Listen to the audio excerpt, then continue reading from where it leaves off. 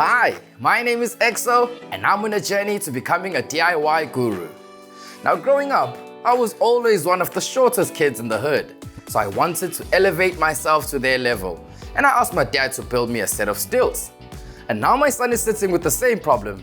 So today I'm going to show you one of the simplest things that I've built that's going to give him hours of fun.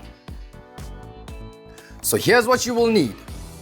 One 3-meter length of 38 by 38 millimeter pine, an offcut of wood, and I'm using a 32 by 94 millimeters. 5 by 75 millimeter coarse thread wood screws, spray paint, and masking tape. The tools you will need: a jigsaw or handsaw, drill driver with a 3 millimeter wood bit, measuring tape, pencil, set square, and a Phillips screwdriver.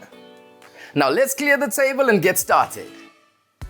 I've already cut the timber into two lengths, 1500 millimeters, and given them a light sanding just to remove the rough edges and the ink stamp from the mill.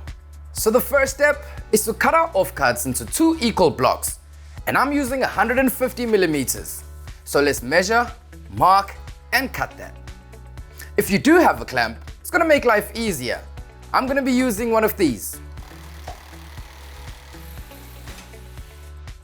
That's my first piece. I'm going to measure and I'm going to cut my second piece.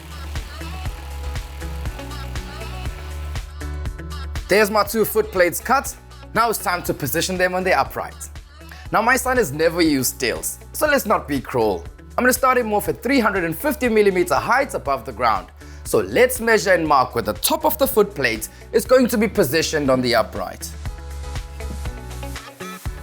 Next thing to consider is the length of the screws, because we don't want it to come out on the other side of the foot plate. So I'm going to make a pencil mark on the offcut and then draw a straight line. I can't cut this area off. Now my foot plates are almost done. I could leave them as rectangular blocks, but I want to give it a bit of shape. So I'm going to draw a rough shape by freehand, making sure not to come over onto this side of the line. Now I'm going to cut this out, and I'm going to be using the first piece as a stencil for the second foot plate so they can look the same. It's time to position the foot plates on the 350 millimeter mark and mark where I'm going to be drilling the pilot holes. So now I'm going to hold the pieces tightly together, drill a pilot hole through the upright and into the foot plate. There's my marks. I'm just going to make them a little bit deeper. Next, I'm going to screw in the 2 outside screws by hand so I can hear and feel if the wood wants to split, as these are fairly large screws. Now that you've put the first 2 screws in, all you have to do is line them up with the pilot holes, and as you can see, it clicks in perfectly. And now I can change over to my drill driver to put the screws in all the way. First stilt done. We're going to do the exact same thing for the second one. Now just make sure that you line up the top of the foot plates at exactly the same height. Stilts are done, looking great. I'm just going to give them a good sanding around the sharp edges just so they're comfortable enough to grip.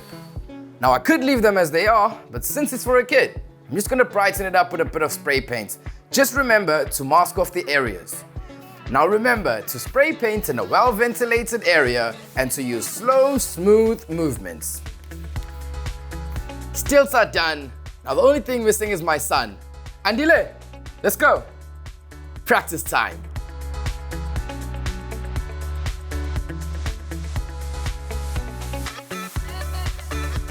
Now remember, everything I've used is available at Builders, in-store, or online at builders.co.za.